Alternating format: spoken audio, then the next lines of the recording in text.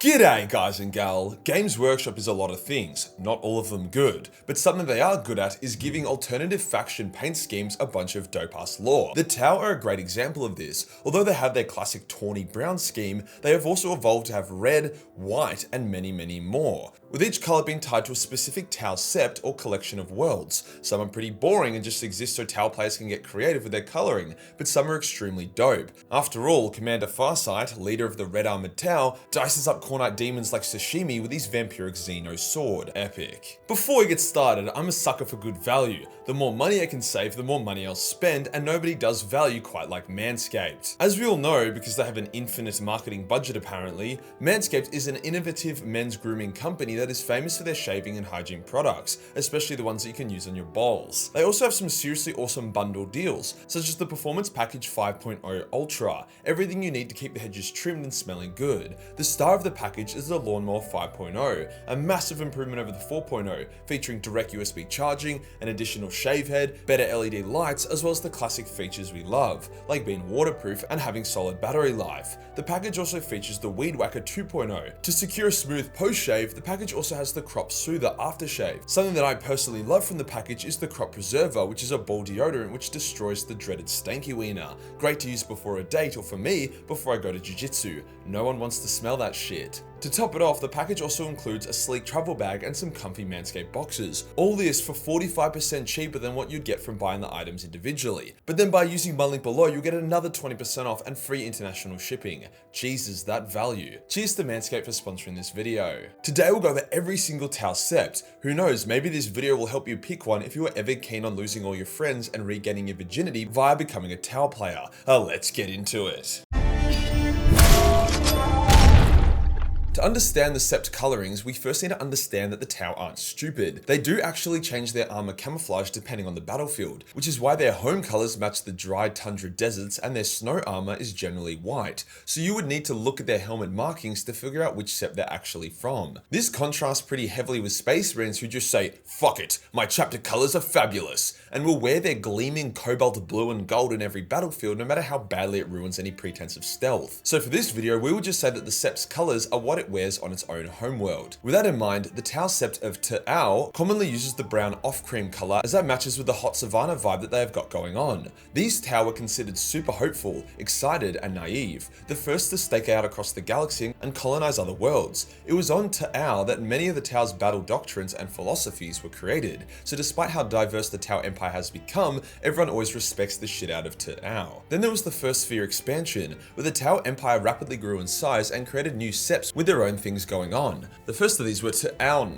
I suppose they weren't quite ready to get spicy with the names yet. These Tau wore white armor with dark grey markings and under armor, looking a lot like stormtroopers to be honest. As this colony was the first, it was full of explorers and scouts, having an above average amount of air-cast Tau and a massive dedicated fleet. This was the first dip in the toe that was the galactic volcano. The Sept of Dianoi was actually pretty dope, using brown armor with bright blue markings, with their vehicles being a rich blue color. It was cut off from the rest of the Tau Empire by warp storms, but was close to a population of Vespid Xenos whom they were allies with and learnt from. This has resulted in the Sept being a bit more primitive but great at jungle warfare and scout missions. The Borkan Sept was one of the most advanced, its rich minerals and great cocaine attracting some of the brightest Tau minds to it. As such, it is home to a massive population of Earth caste members and produces some of the deadliest battle suits within the Tau Empire. The armor is also pretty decent, white but with a sick jade green marking. Remember, it's the helmet marking that mostly details the Sept, not the actual armor color. If you made their armor red but kept the jade green marking, they would still be lore-friendly members of the Borkan. However, you wouldn't be able to mistake this next Sept anywhere. Dalyth boasts a verdant green color scheme and became the trade and diplomacy core of the Tau Empire, having the highest ratio of watercaste members in the Tau. This would be great for exerting their influence peacefully, but not so great when it came to war, as this Sept got turbo fucked pretty hard by the Imperium during the Damocles Crusade. The Sept of Fal Shiar is an interesting one, not just because it sports a dark blood red armor scheme. They are very military orientated, yet have a massive amount of Earthcaste members, meaning this Sept is constantly creating and testing new weapons and armor. All its innovation goes towards bringing upon death to the enemies of the Tau. As a bit of a fun fact, their weapons and armor is so experimental that many of their deaths and injuries are a result of malfunctions. However, Fal Shiar is cool with this, so they continue. The Sept of Viola was actually the original home to Commander Farsight, and sports famous bright red colors that is now native to the Farsight enclaves.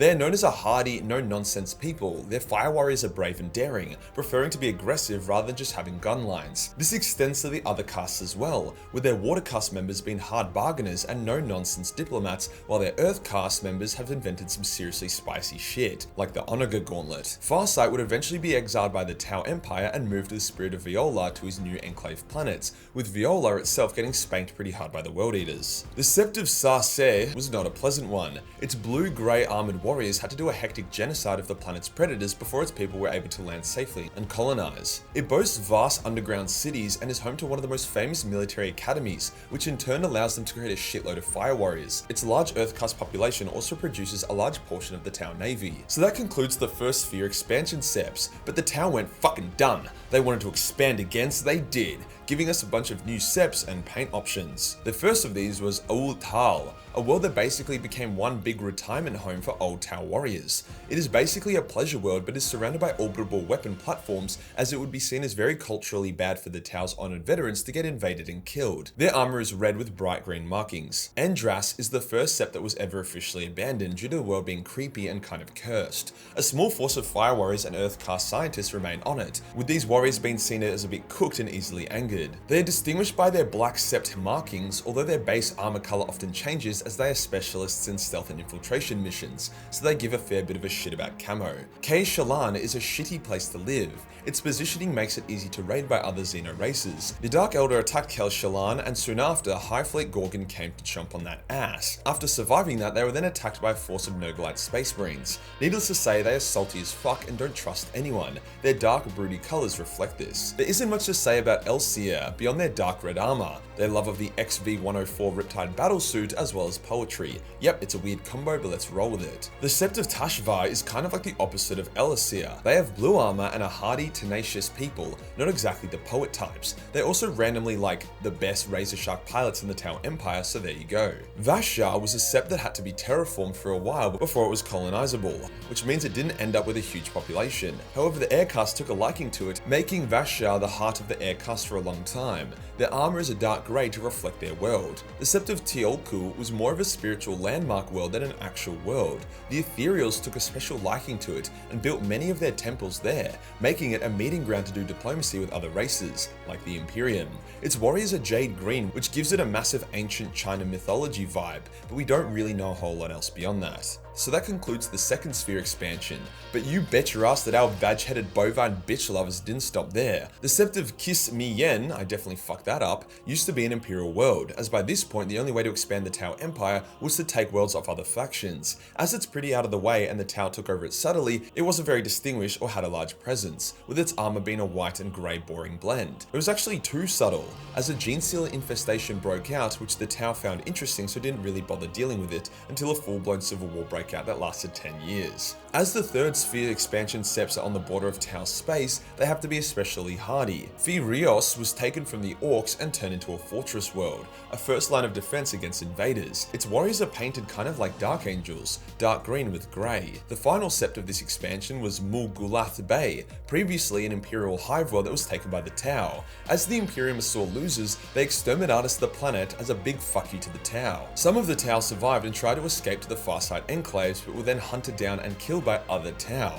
So overall, being a part of the Mulgulath Bay Sept fucking blows. Their blue armor is pretty cool though. The fourth sphere expansion ended in disaster and doesn't count, however there was a fifth sphere that brought in a few more Septs. The heart Sept of the fifth sphere expansion, that's a bit of a tongue twister, is Fei-San, a stunning diplomatic world that acts as a mini capital. As the fifth sphere expansion was through the Startide Nexus, far away from Tau space, the town needed a cultural heart where they could engage in diplomacy. As such, there is a shitload of water castes here and their army colors is lime green. The Sept of Kor Tal is a super interesting one. It's a small lifeless world that orbits a black hole. Due to its unique properties, it's actually able to harvest the dark matter from the black hole's event horizon, which is a priceless resource to the Tau as they can use it to power their advanced battlesuits. Their army colors are dark grey, so not that interesting though. The final fifth sphere Sept is Yo Vai, and you can tell GW is just having a bit of fun here as it's literally a flat earth, like it's a solid circular circular plate, but has functional life support and fauna, literally a flat earther's wet dream. To take the piss out of them even further, GW made this army's color pink. There are a few more minor Septs, captured in between expansions or other unique situations, but their lore is pretty non-existent, so we can just skip them and save time. So as you can see, the Sept coloring isn't super straightforward. Shadowsun is from Ta'al, but her forces have white armor because she chooses that for them. The Farside Enclaves have the distinct red armor, but are not an official Sept. The browny cream color of the original Tau isn't actually used a whole lot anymore unless the Tau fighting on a deserty planet. Moral of the story is that paint your Tau whatever the fuck you want to, and if you want to add some flair and give them some flavor, then add whatever Sept's markings to their helmet that you would like. If you enjoyed the video and you want to support the channel, then Patreon is the place to be. We have just uploaded some juicy raw images from the cosplay photo shoot for $10 in our patrons. Hit the subscribe button and hit the real subscribe button for more Towie content. Join the Discord for more memes and I'll see you in the next one. Peace.